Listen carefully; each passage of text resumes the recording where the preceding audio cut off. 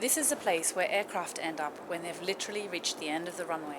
Planes like this DC-10 that were purchased during the commercial aviation boom are reaching retirement now, and some of them will end up here in the recycling yard at Châteauroux Airport, in the geographical centre of France. Martin Freycine heads up the Aircraft Fleet Recycling Association, whose members include companies like Boeing.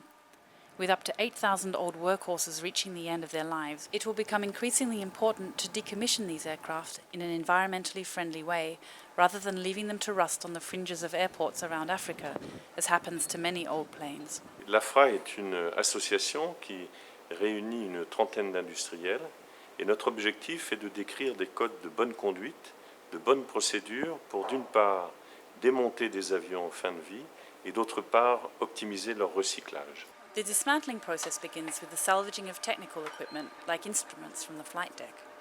A four-man team working for Barton Aero Recycling clears out the interior, taking out everything from the overhead compartments to the aircraft's black boxes.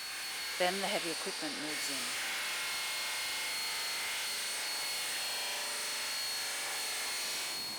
Here in Châteauroux is the only place in Europe where aeroplanes are bought for dismantling and recycling.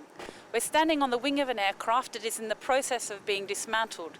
The cabin has been gutted, the seats are in a pile under the fuselage, and the wing is about to be chopped off.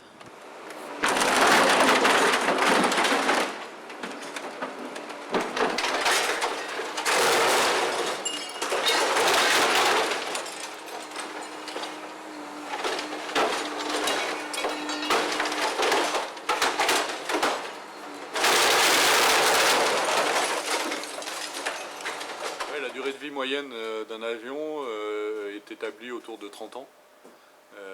Donc nous sommes en 2009.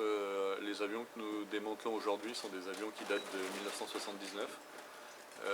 Les premiers 747 datent de 1968, donc il y en a encore quelques-uns qui volent et ils ont donc 40 ans. Aujourd'hui, les avions que nous démantelons sont ceux qui ont participé à l'essor de l'aviation commerciale dans les années 70 et on retrouve de plus en plus d'avions de cette époque.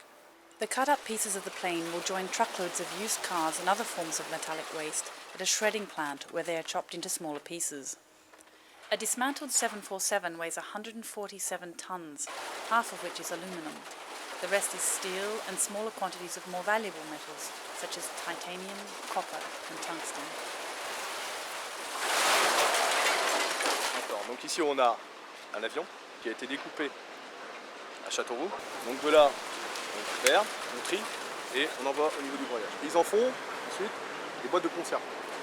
Vous savez les Coca-Cola là. Comme quoi il y a encore plein de possibilités d'un avion qui vole, qui est monstrueux, qui est, qui est énorme. On se retrouve avec une petite truc comme ça qui fait... Nous à notre niveau, je veux dire en être humain, je trouve que c'est très important d'avoir des filières comme ça et de pouvoir recycler. Que ce soit les avions, que ce soit les voitures, que ce soit le platinage, etc. Moi je suis fier, sincèrement, de travailler dans une usine, dans une société où on a la possibilité de pouvoir recycler. Il faut faire attention à notre planète. Moi qui ai un enfant de 7 ans, je ne vais pas lui refiler une terre complètement morte, quoi. Donc je suis très content de faire partie du circuit. Et en plus de ça, j'en vis. Airlines in the grip of the financial crisis are finding it difficult to fund the purchase of new and more environmentally friendly aircraft. That means they are keeping their old gas guzzlers in service for longer at the expense of the environment, putting off the day they end up in the scrapyard.